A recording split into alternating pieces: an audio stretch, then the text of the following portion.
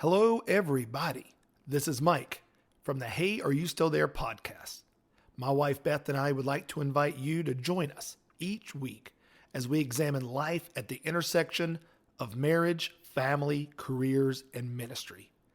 Through 28 years of ministry, 26 years of marriage, 23 years of professional careers, and 21 years of being parents to 3 kids, our fun and honest discussions promise to have something for everyone. And now, on to the show. Hello, everybody, and welcome to the Hey, Are You Still There podcast. This is Mike. And Beth. And we are back together once again. We've had a couple of pop-up shows, and there was one show, which we'll talk about here in a little bit, but there was one show I did by myself, and I was told never to do that again. They wanted Beth back. Beth was back for the second edition of that pop-up series, and everyone was very happy. So now we're back in our normal time slot, you and I together, just kind of talking life at the intersection of marriage, family, careers, and ministry. Yes. Hey, Wow, everybody. You're so talkative right now. Well, as you know, I'm working on my first cup of coffee, so it's been a morning. And so I got to get a few sips, and then I'll be much more like myself. Also, this time change. Ugh. You're still hanging on to that, huh? It's been like a week now. It's killing me. My body, I guess, just adjusts slower and slower. That's why I hate jet lag. I love to travel, but jet lag's rough. But Does this happen when you get older? Is that what I have to look forward to? Probably, yeah. This will be yet another thing for us to add to our laundry list of things that go downhill for us. How the body doesn't recover when you're old. When you're 50 and older, your body don't recover from daylight savings time. Yes, exactly. But I do like long days. That makes me happy. But the days get longer anyway because of science and where the sun is and stuff. But still, I do like. It's just hard when you make that initial change because, especially I feel like going this way, the springing forward. But I'm groggy. I'm tired. Yeah, and we recently got back. The boys had spring break, so we were gone for a few days. We went down to a beach called Kiawah Island, which is off the coast of South Carolina. And we love it. We love it. It's probably, I don't want to speak for the whole family, it's my favorite beach in this area of the country. We've been to probably every beach in North Carolina, South Carolina, Georgia.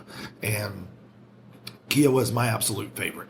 And that's where the boys, they both, Jacob, his college spring break lined up with Josh's high school spring break. And we asked the boys where they wanted to go for a couple of days, and they both said Kiawah.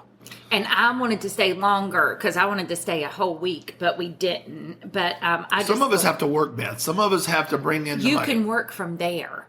Anyway, work from there I did. I was bringing people to the Lord every chance I got, blessing weren't. people. Oh, gosh. Anyway. I gave a woman the shirt off my back. Oh, please. Here we go. Heroes don't wear capes again. Kiawah is so beautiful. And the thing I love about it is not just the beautiful beaches, but it's the off the beach part because it looks like you're in a jungle if you go walk or ride your bikes and stuff. A well-manicured jungle. Yes, exactly. Yeah, not a jungle that's taken over, a beautiful jungle. But the other piece that is fabulous about it, and there are a few other beaches I feel like on the East Coast that have this, but for us, if we've got listeners that live in places that are very walkable or bikeable cities, like in New York City or something, you'll probably be like, what are they talking about? But for us where we live, if I want to go ride my bike, unless I want to take my life into my own hands riding on the side of the road, I have to put my bike somewhere and go to a park or something and ride it. And at Kiawah, everybody just has bikes, and they have these bike trails that hundreds of miles of all bike over trails. all over the entire island. There's nowhere you would need to go on that island that you couldn't ride your bike. You could ride your bike. I mean, I guess you could have your golf clubs. That'd be a problem. But you can ride your bike to the people who play golf. You can ride your bike to the beach. You can ride your bike on the beach. You can ride your bike to the grocery store. You can ride your bike to the coffee shop. Everything. They have a little nature center. I mean, you can ride your bike everywhere. And so that's something the kids really love too, because that allows people, if somebody's tired or needs to go back to the room or anything, or wants to go out and somebody else doesn't, it just gives you more freedom. So I really, really like that part. Yeah. And very frou-frou. The island itself is very No, it's fruitful. bougie. Yeah, it is bougie. which is another reason we tend to go this time of year Yes, because we can it's afford probably, the off season at Yeah, Kiawah. We yeah. can't afford peak season. Yeah, at Kiawah. peak season Kiawah is expensive. I would love to afford peak season Kiawah, but off season Kiawah is great. Yeah, and the weather was nice. The weather was fabulous. And that's where Josh and I dropped a bombshell on you. So Yes. But Josh and I at some point, our house, just to give you a quick kind of blueprint, we moved in our house almost 16 years ago now. And at the time, we thought we were getting a 3-bedroom, 3-bath, which would work out great for the kids and Beth and I and all of this. But as we were closing on this house, Beth found out we were pregnant with Joshua. So the room that we were going to use as an office became another bedroom. And the guest bathroom, which you have kind of normally in a house for guests to use, became Josh's bathroom. And so Jacob and Maria live upstairs on the second floor. They have their own bedrooms. They have A shared bathroom and a good size. What we've used is like a bonus room, playroom over the years.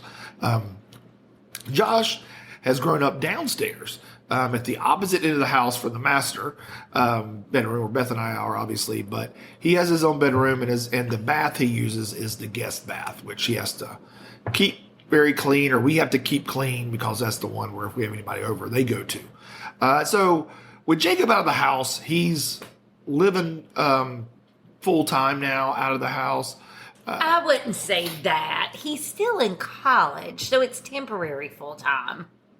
This is part of our issue and our just go on and then we'll talk about it. Jacob comes home right now maybe once a month, and he's looking to get an internship this summer where he will not even be in the same state. He still has another year of college to go, and then he graduates next year, and then he's fully expecting to get his own place and be wherever he's going to be. I realize Beth is in denial. I am not in denial. I realize that this is all.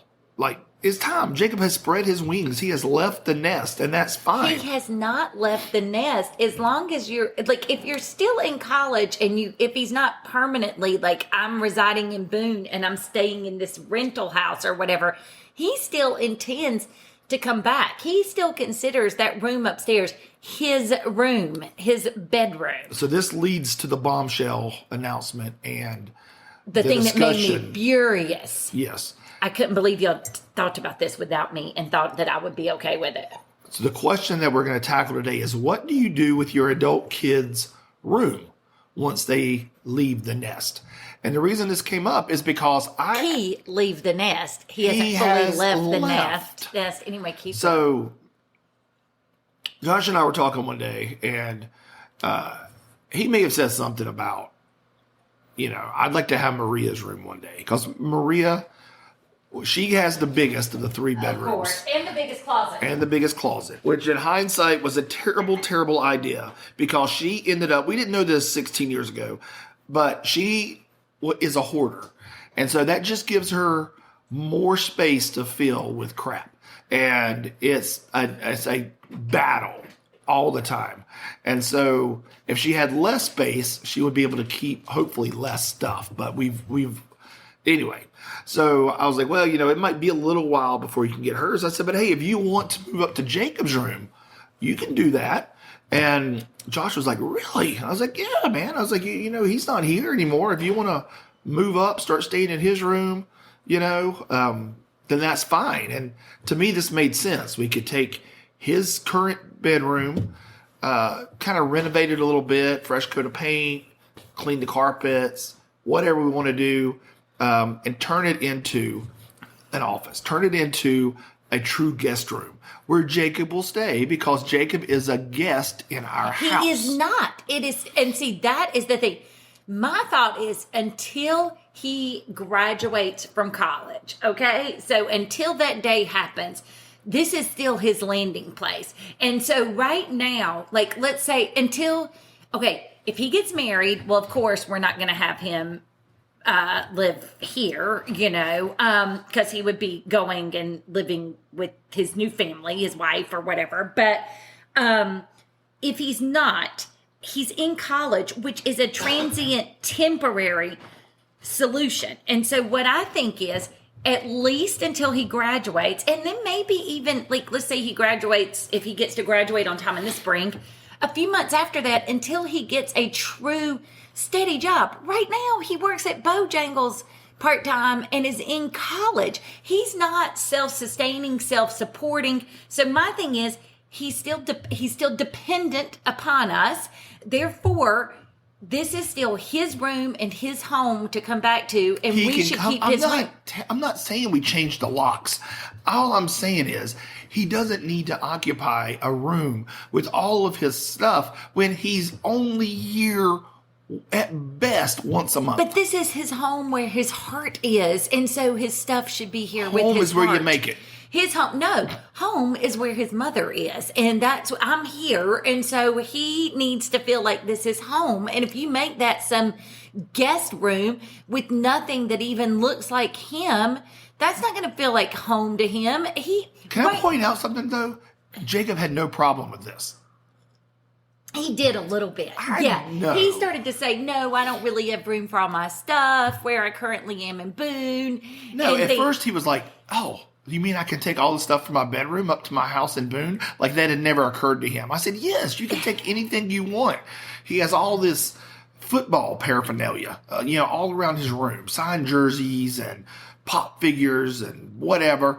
I'm like, you can take all of that. And he's like, okay. And then he started thinking, well, maybe I don't have room for all of that. And I had a solution for that. Josh and I were like, we'll just get plastic tubs and put it in. No, because again, none of this is like what we.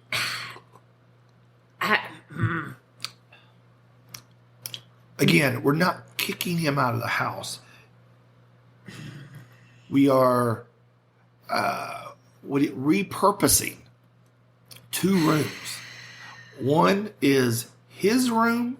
One is the guest room. We are repurposing those rooms. He is still welcome back.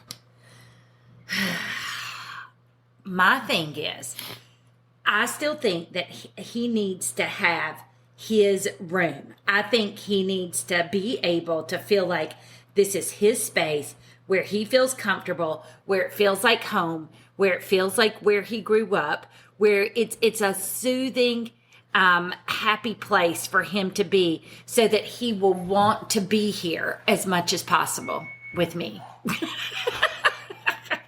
I'm gonna point out something though.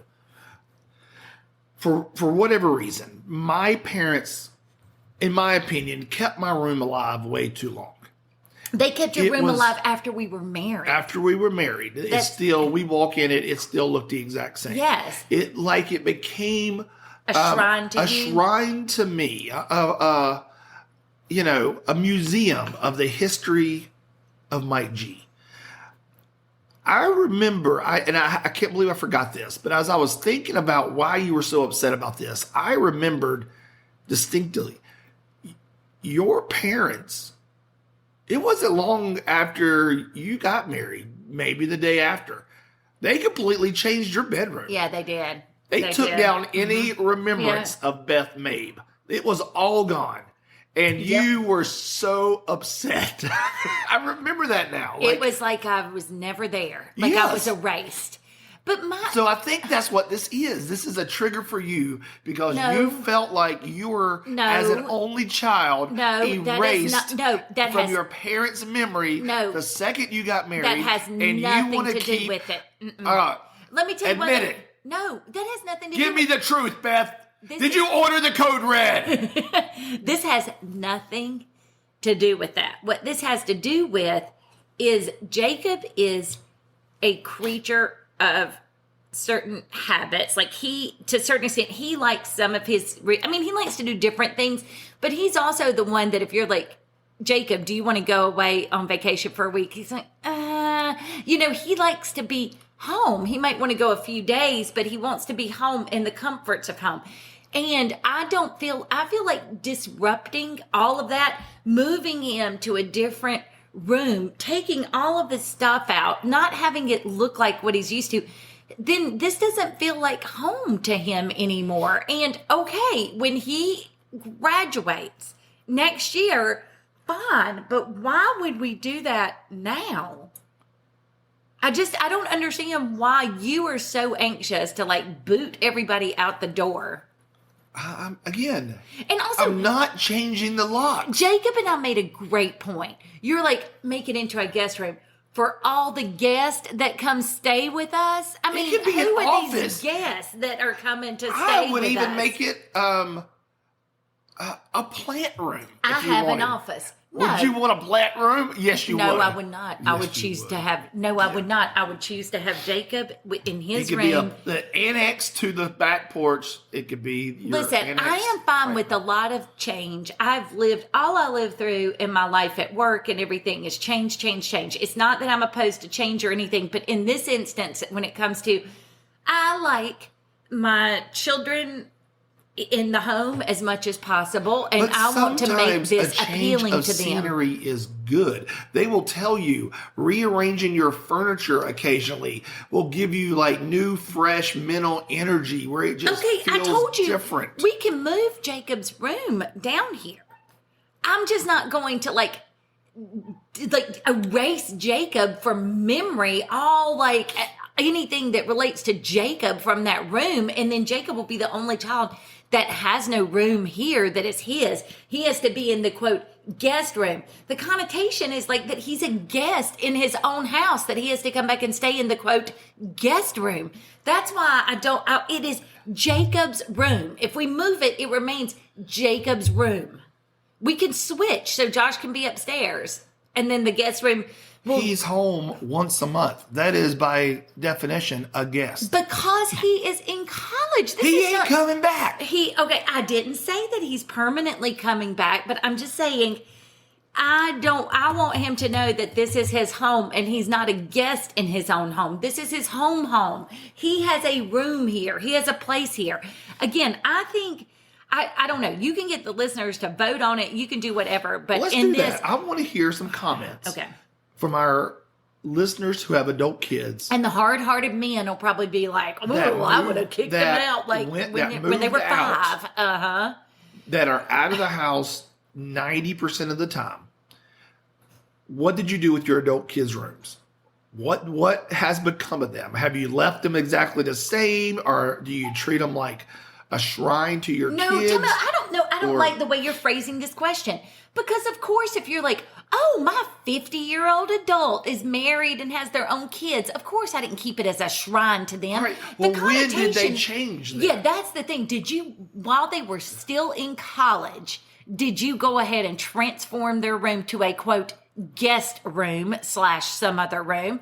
Or was it when they were married? Or was it when they had their own permanent home? Like, we need to phrase it in a way. Is it like when they bought their own house? When do you start decorating a nursery? When they're born? No, that is different. You know that you're pregnant and you know you're having a baby. You start preparing their room before they're physically here, just like you start preparing their room for when they're not here, when they're still barely hanging on. Well, you know what? We'll do that when they graduate. When he graduates, we will start transforming that room when he has graduated. But if he needs to come back, what if he doesn't automatically get a job and again, he needs to live here? Do you want him in the guest room on some pull-out futon or something? Is that where you want him? I was going to put a bed in there. Oh, I know, a guest bed, and it'll probably be some like decoration thing he wouldn't like, that he wouldn't feel comfortable in. I think you need to talk to your therapist about this. I think there's some stuff there from when you moved out and your parents erased. No, they did not erase the wall of fame. Beth, I have never in my life. I remember going over to Beth's house the very first time ever. Beth's parents and Beth, I don't know who initiated it, kept every certificate and medal and honor and plaque she had ever gotten in her entire life. And that was essentially her wallpaper. It covered her walls, wall to wall, floor to ceiling. I was a Lawsonville super reader multiple I was years about in to a say, row. spelling bees, perfect attendance. Read 100 books in a year, read 200 books in a year, had a framed $2 bill. I really wanted that prize. That Keep took some North work. Carolina clean and beautiful. Clean and beautiful. Essay contest in the entire state. Yes. I talked about litter and what it was You doing to the made the state Native of North Americans Carolina. cry, like the commercial. It was your It was essay. because I wanted to keep North Carolina clean and beautiful. But anyhow, I went over there, and it was like literally, it was like the Beth Mabe Hall of Fame. It was like you could just start in one corner and work your way around the room. Do you know what we have now? Nothing. No one would know that I've ever done anything or won anything. I don't even know. Like, I won that state award for Women of Justice. I don't even know where the award is. Like, I won like that in 2014. It's in the bonus room by the computer that you never go to. Oh, okay. Anyway, well, why would I? My desk is in the I beautiful have center. a shrine to you. I hung all your certificates. No, you did not. You hung my diplomas. That is not all my How many certificates. diplomas you got? You got so many. But I know, but I'm like, you didn't hang all my certificates. Like, I have a lot of certificates. And in and our awards. living room, in a place of honor, in our glass bookcase, sits your first place trophy from that is true. the For disc golf tournament for winning that. I mean, come on. that is something really important. That is true. That is probably an honor above all honors. That and the time that I don't know where my wiffle ball. Where's my wiffle ball people trophy know. for when I won on that team with y'all? People know that you excel in At disc academia. golf. But now this trophy, people know that you have an athletic prowess also. Oh, yeah. They can look at they see you now as a balanced woman. They know the brainiac Beth. Now they can look at that and be like, dang, look how well she's also an she athlete. is. Yes, look So at that. we haven't erased you. I had to retire as soon as I got that first place. I had to just like hang up the disc. I had to be done. It was out. But I can't argue about this anymore. And frankly, I can't even think about it. The whole thing with Jacob's room, and it makes me sad. And I don't know why you and Joshua would have thought that the prime time.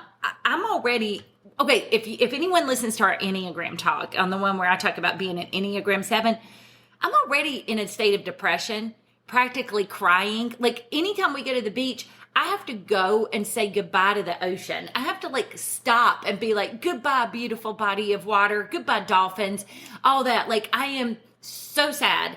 And I was already so sad. And then you're like, hey, Beth, you're leaving this beautiful place where you got to spend family time and be outside in nature and see so many. It was like I was on an animal scavenger hunt every day. I got to see so many different animals. You're leaving all that. Why don't we just rip away any thoughts that you'll have about spending any time with your son? Let's just rip him from your life as well. That's kind of the way You y'all know were who doing I'm mad it. at? Who? Me. Why? You should be. I am. I'm upset with myself because I broke Mike 3:16. Oh, what's that? I went against Mike's greatest commandment. What is that? It's easier to ask forgiveness than Oh, permission. please. No. I should have just done it. I should. my When Josh mind. agreed, we should have just waited till the next time you were out of town, which will probably be in another week because you're gone all the time now.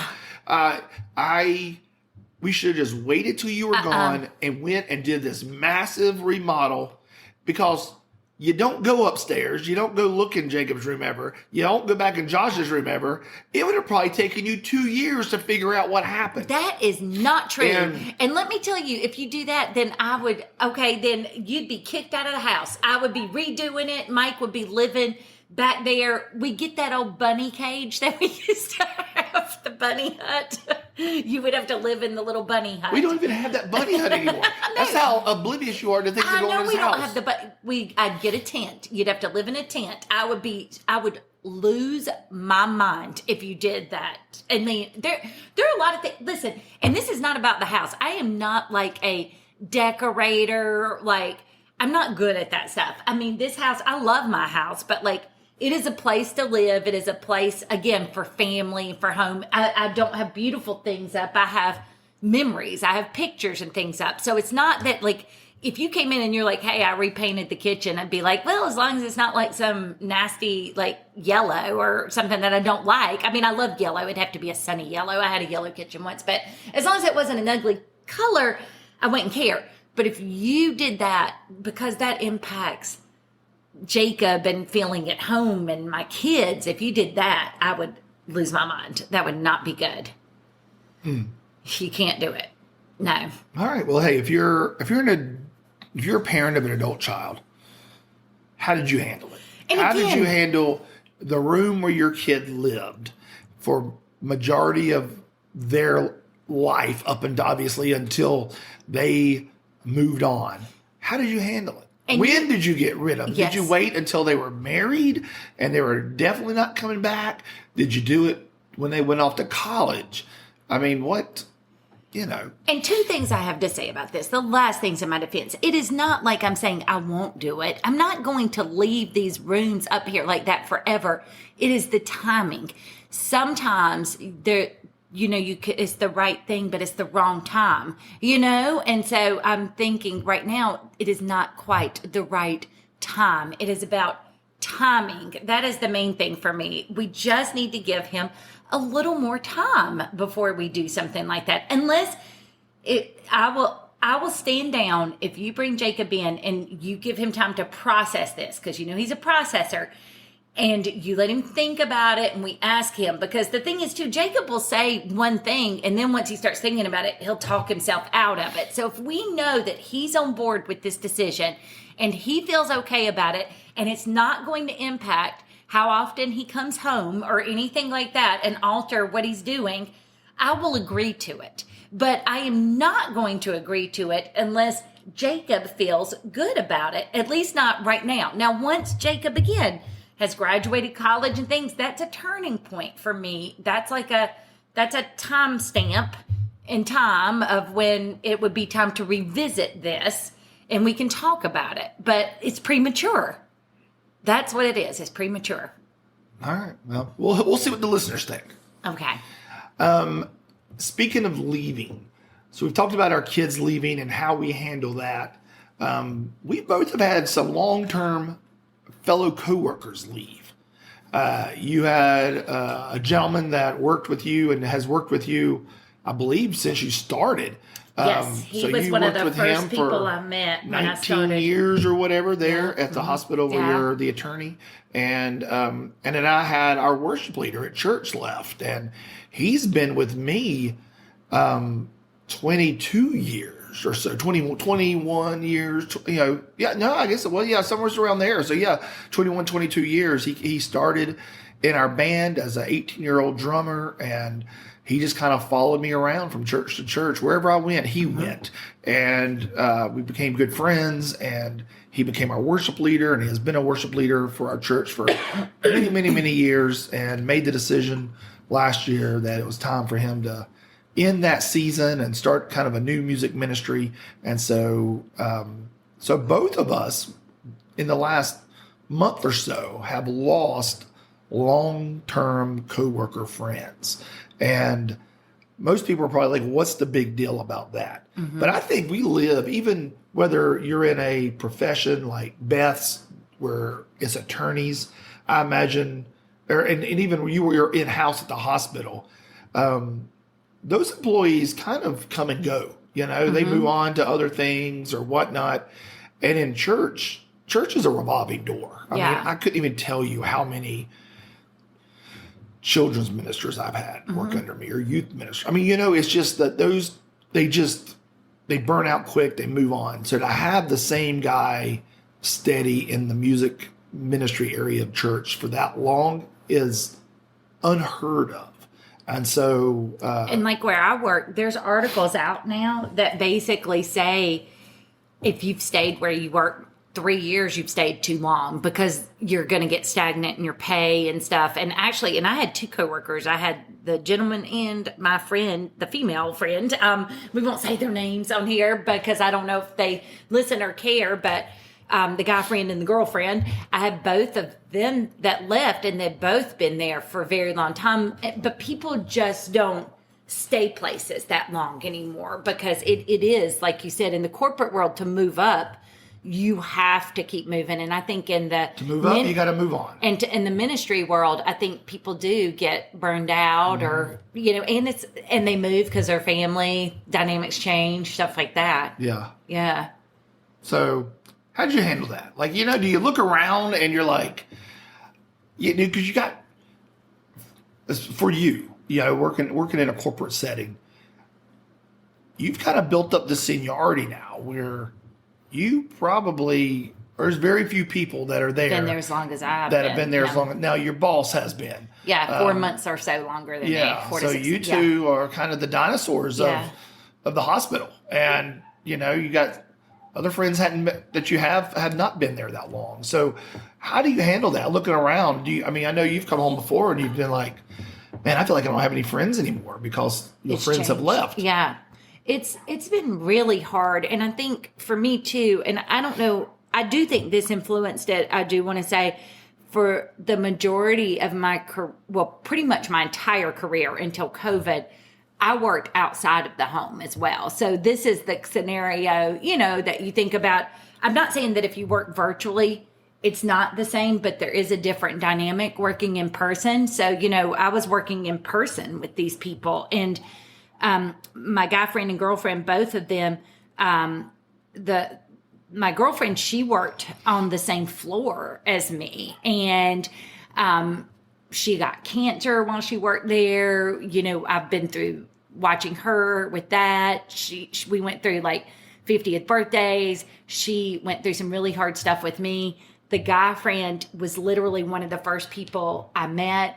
And we worked very closely together. Like, our jobs were such, and neither one of these people are attorneys, but they're my business internal clients / coworkers that I worked on a ton of projects with. And the guy friend, we built a department, essentially. We worked on a department together. We worked on policies together. We did trainings together.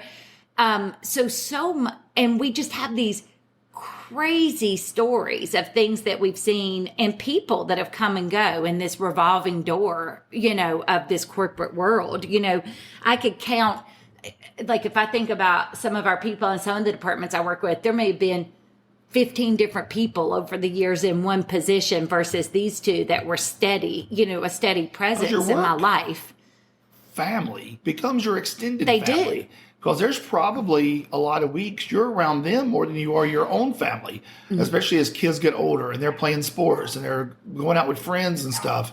You may see, if you're married, you may see your spouse as much, but you're around these people 8 hours a day, 5 days a week. You're spending 40 hours in some type of communication with these folks, and they become your extended family. And if you think, and for context, like, I realized I became pregnant with Joshua while I worked there. They've been in my life longer than my youngest child, and the things to your point about becoming, you do all these interesting things at work. You see really fun things happen at work, and you see really heartbreaking things. The type of work that I do, I tend to see, I think, a lot of the really hard stuff. I see, people wouldn't think about with employment law and doing internal workplace investigations, but I see a lot of really hard things.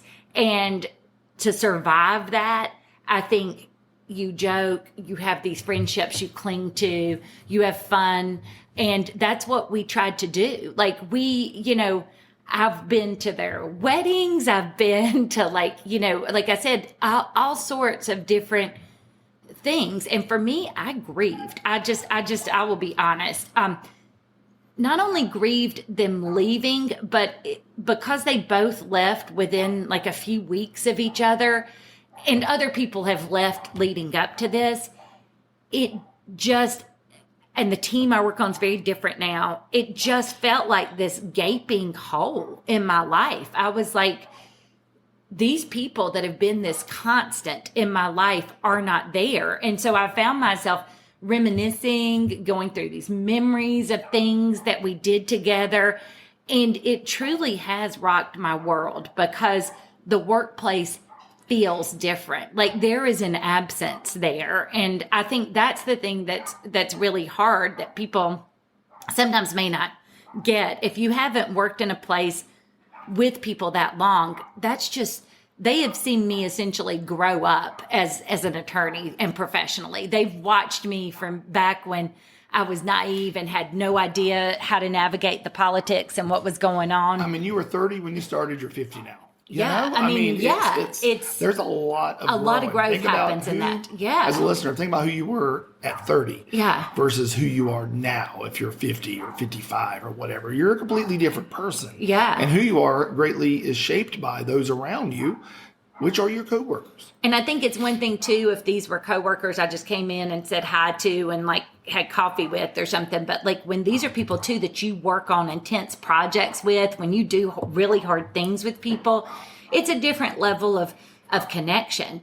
And so I'm really feeling the loss personally. I'm also feeling the loss professionally because these are two people that I relied on for a lot of different types of trust. Yes. You knew I knew that I could ask them to do something and I could trust them to do it. And you do knew it well. their weaknesses. So yes. By this point, yes. you just got them broke in. Yeah. You're like, all right, I know I know he can handle this or she can handle this yes. or they can't handle this. Right. Or I know it's going to take this long to get this. Yep.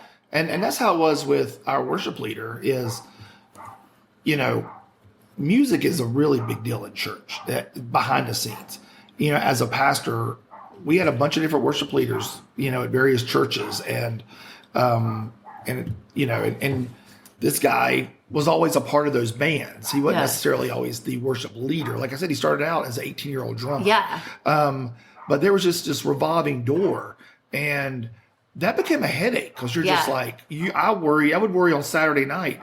Are we going to have music tomorrow? Is the music person going to show up? What's it, and so that became a stress. So when this guy took over, he was so steady. He was the one constant.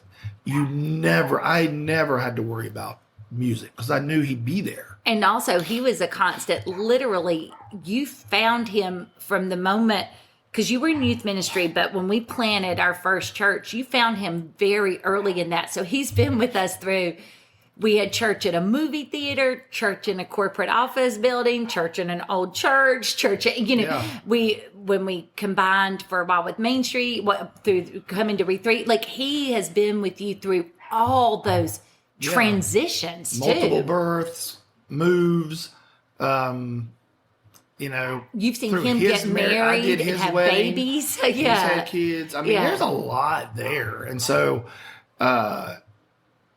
it was understood why he was leaving, and I fully supported it. And I felt a peace about it. But it still doesn't mean it's not a loss. It was different, And now we're looking at hiring somebody, and it's like, man, are we going to be able to find somebody that I can trust like that again? Yeah.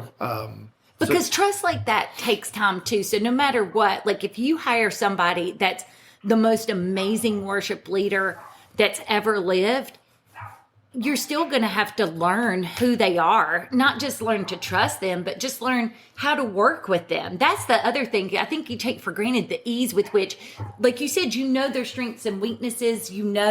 When things happen, like, oh, well, they're just tired, or that's how they get. I don't know. You just know these things because you've lived with them through it. And they know you. Yeah. Like, they know, like these two people you worked with knew the Beth that always wasn't so pleasant. Yes, exactly. And they would see the Beth that was very stressed and angry. Let's give Beth some space, or whatever. And they weren't offended by that. Right, yeah. And I think we forget that with our coworkers, whether your coworkers are teachers, fellow teachers, or nurses, or lawyers, or pastors and staff, or line workers, or whatever it is that you do. You don't even have to be friends or even close friends or do stuff with them outside of work, but you learn them so intimately inside of work. Mm-hmm. They become a bit of an anchor for you because you know what to expect. You know what they're good and they're bad. And some of their bad, you may not even like that person, but you know what? I know what I'm going to get. And it's the devil you know is better than the devil you don't know. Is even in the people you don't enjoy working with, at least I know what I'm going to get out of these people. Yeah. They leave I may get somebody even harder to work with. Well, and it's also even like it goes back to the Enneagram. Not that I know what Enneagram number these people are, but not just these two now, just talking in like there have been other people that I've worked with that worked there a really long time before they retired or left. And there was this meeting that I used to have of a bunch of different departments. And it was like you could go in the meeting and you knew who was going to be the visionary throwing out the ideas. You knew who was going to make the inappropriate comments. You knew who was going to be like, well, let me tell you why we can't do that. You know, to your point. I think you were all three of those. No, no, it was. But I'm just saying, you knew going in there was a certain comfort. And because you can predict that, you can plan for it. You know, like I think that's the other thing for me. It's like if I kind of know this is what this person's going to say, this is what I'm going to need to plan to say to kind of counter that or to get them comfortable with this, you know, and to your point too, I knew a lot of times things weren't personal. I knew that's who they were. Like they're naturally maybe a risk averse person. And so they're going to tell me all the reasons they can't go through with my brilliant vision and plan or whatever. And then I don't necessarily personalize it as much because I know it's not an attack on me. And I know that because I've known them for so long versus now when you have new people, you don't know that. Right. You don't know their motivation. You don't know who they are. Right. And I don't think that we as a society embrace grief enough. No. And grief is a part of life. Grief doesn't have to be the loss of like a death of a physical loss of someone. We can grieve seasons, which is why you're hanging on to the kids' bedrooms as tightly as you are. You're grieving that honestly, that's what it is. I know. I mean, and you don't need to rush it. And you know, you can grieve the loss of a coworker leaving. You know, you have that grief of not seeing them, not having that constant. Again, whether you liked them or not, they were still a constant. Like, you know, there's a change that takes place and there's a grief that takes place. And especially when you love that person and they've been it gets even worse. With you. I mean, that's what makes it worse is when you do really enjoy them, enjoy being around them and stuff. So, and even though, and too many people, I think to your point, they want to come and be like, well, this is good. You'll get this or this will happen. And is that toxic positivity in our culture sometimes? And I think we have, as a culture, tried to focus on being positive and optimistic so much that to your point, we don't allow people to even have 5 minutes of feeling sad because even like with our kids, like you see them sad and it's like, oh my gosh, I've got to make it better. Here's some ice cream, you know, like for right now, I'm like, I need some time to sit with this and be sad. You know, I need to be able to let go. How else am I going to move on in my work if people don't give me a little space to say, you know, right now, this kind of sucks for me. I am sad. I miss my friends. I miss my coworkers. They also represent, to your point, a point in time in your life. They represent, it's kind of like when I had to move offices and you go clean out your office and you find, like I found all these drawings and things the kids did. This is also complicated because I can be excited if you tie it back even to the kids growing up about my kids growing up, but still mourn the loss of like them as those little children. I can have both and I can feel all these things at once, but I just think we have to be more accepting as a culture and understanding. But I think that's hard because at work now, it's kind of like, and in life, it's just like, okay, well, we said goodbye. Now we've got to get on to fixing this next problem, which is now you've got to have a new worship leader. I've got to figure out who I rely on to do these jobs that these two people did. There's not a lot of time to sit and just process. Yeah.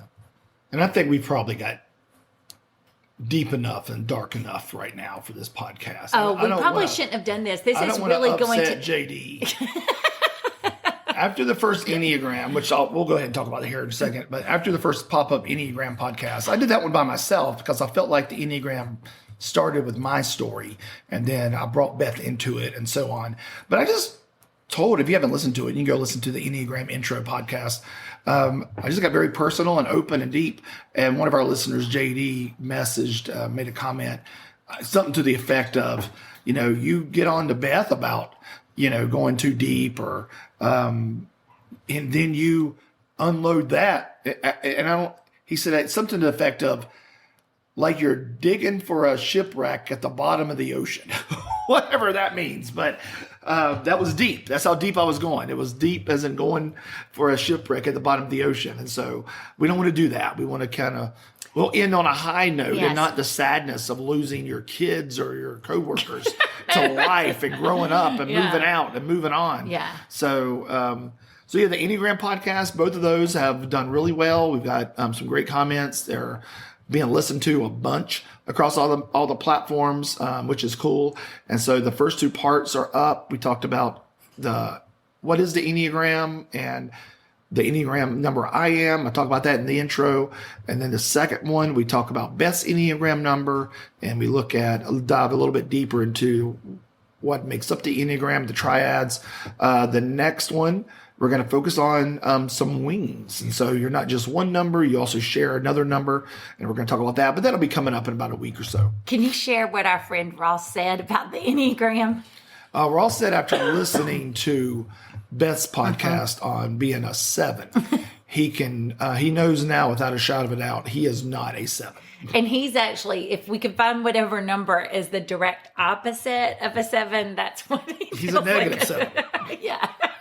He's as far away from the 7 as he can be. Yeah, so now he's down to 8 numbers. So he knows he's definitely not that one, 100%. Yeah. So that one's gone good.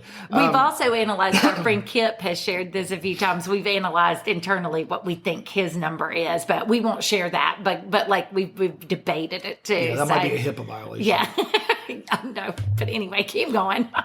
A few other updates. CPAP. Yeah. I'm still struggling. Yes. Like I'm wearing, it's getting marginally better, but I've got to call in to try a different mask. But I mean, it's not, and it's weird. It's like I talk to some people and they're like, yeah, I got a CPAP now. Don't you feel better? No, I don't. Yeah. And then I talk to other people and they're like, oh, I've had mine for 2 years. It's miserable. And I'm like, is this what you don't know what you got to look forward to. And then there's those people in the middle that are like, give it 90 days. You'll feel better after 90 days. And so the problem is they only real. let you change out your mask in 30 days or something. Well, they'll let you change it out afterwards, but you're going to be paying for right. it. Insurance will let you swap out in the first 30 days, which is why I hope that a guy calls me back so I can get that done. Yeah.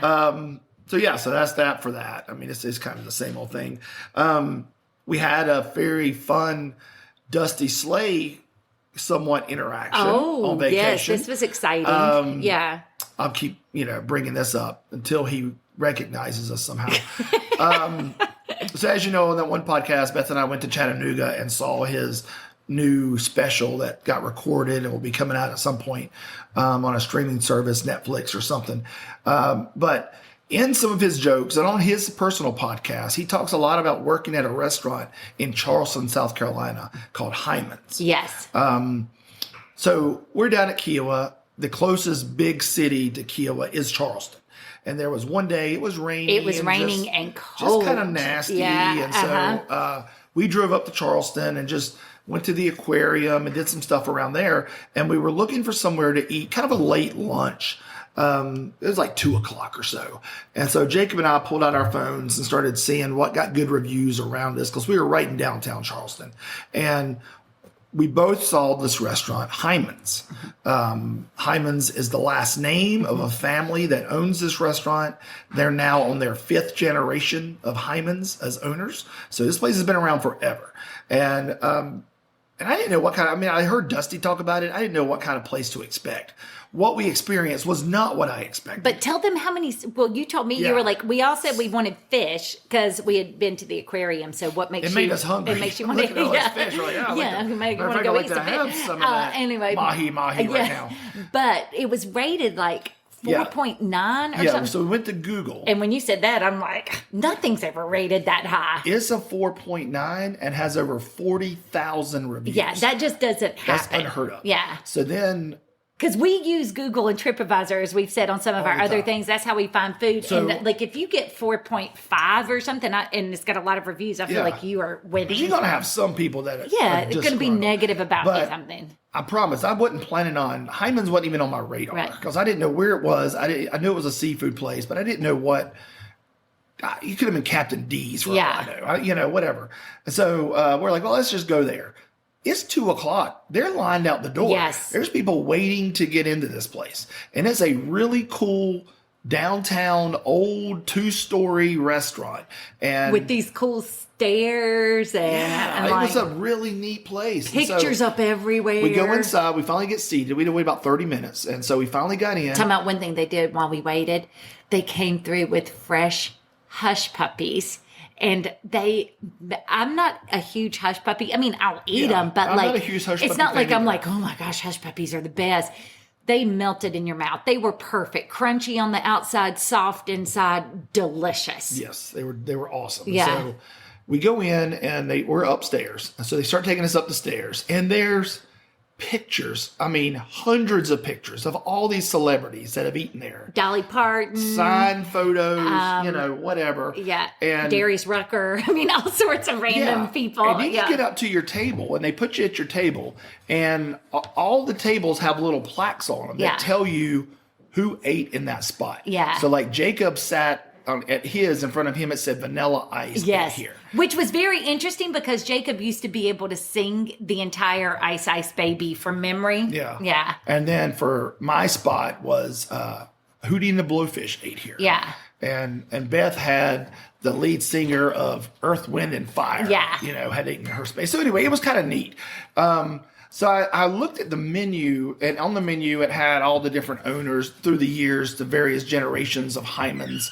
And there's 2 brothers now that run the place, and they're younger. And I just happened to glance down and saw their pictures, and was like, okay, well, here's the 2 guys that are running the place now. Well, we're waiting on our food, and I just happened to look over at another table, and Victor Hyman, one of the Hyman brothers that runs it, was talking to some people that at another table. Yeah. Like they knew him and he knew them. And Dusty talks about this family in reverence. He talks about how great this family is, how nice they were. He talks about Hyman's like it was the greatest place he ever worked. It's never a joke. Like he never jokes around about it. And so as Victor kind of turns, I kind of like motion for him, and he comes over to the table, and I said, look, this is going to be weird. And I'm sure you were here at the time. Do you remember working with Dusty Slay? And he got the biggest smile on his face. And he was like, absolutely.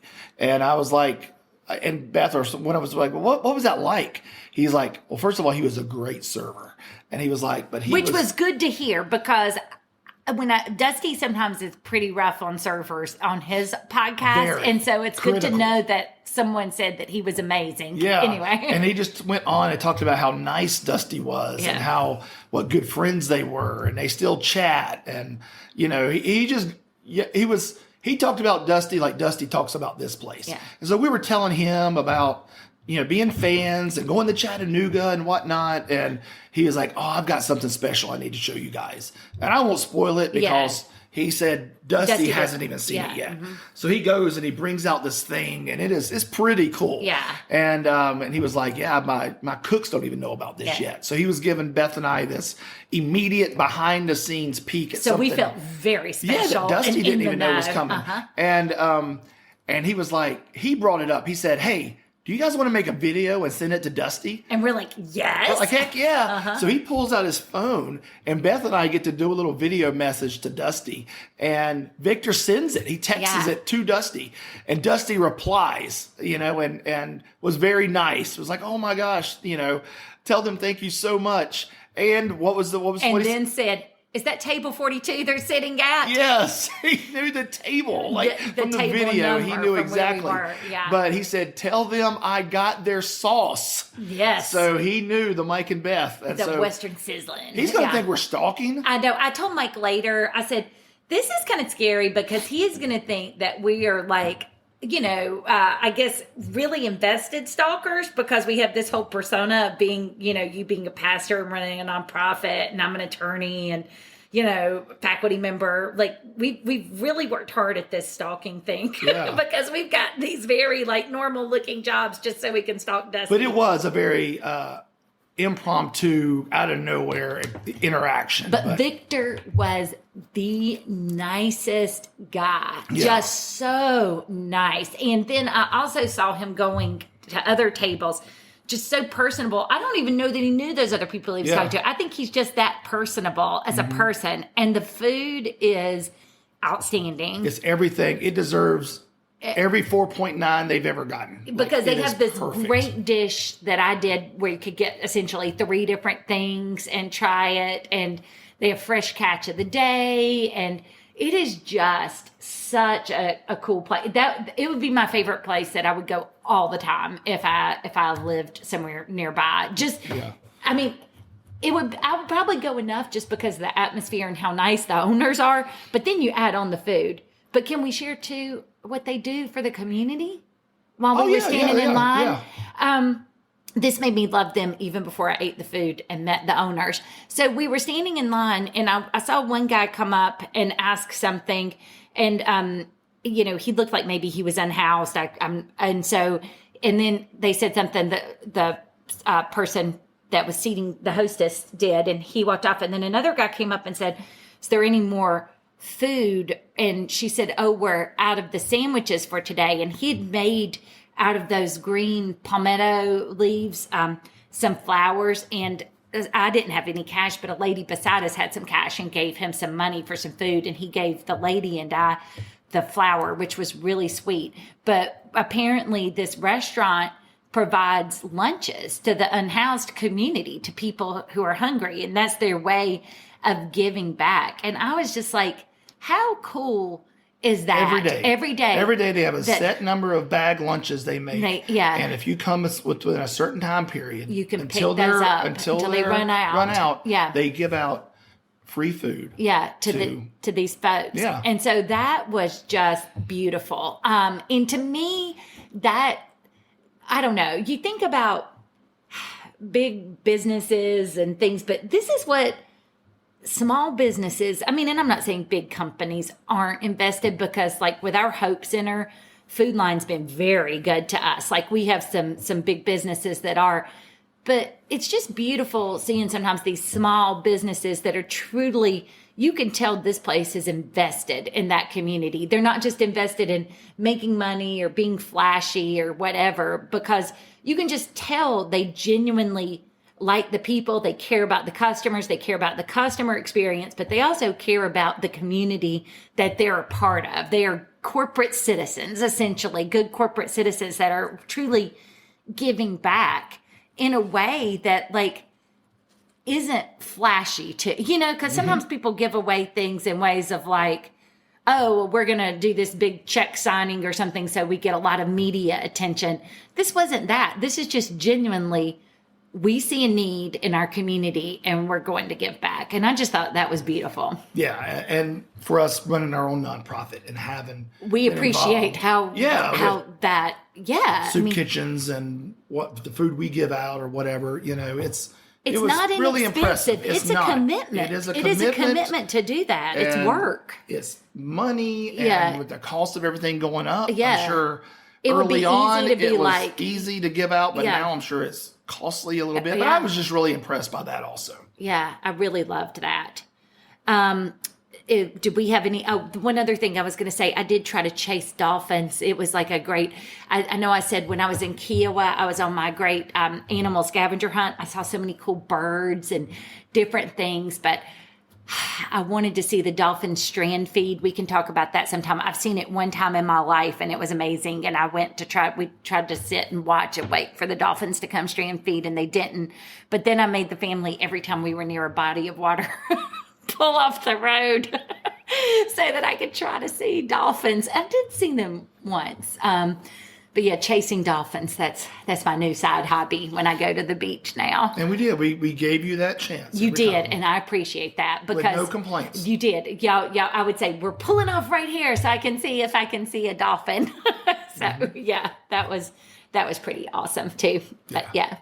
So all right, well, it's good to be back. Yeah. I guess the next episode might be part 3 of our Enneagram. We've been releasing those on Tuesday-ish. Yeah. So this gets dropped on Saturday. So in a couple of days, if we get a chance, we'll record the Enneagram part 3. If you haven't listened to the first 2, go listen to them. They're shorter. And we're not experts. We just go into the surface of what the Enneagram is, and more importantly, how it affects our life, how it's changed our view of ourselves and others.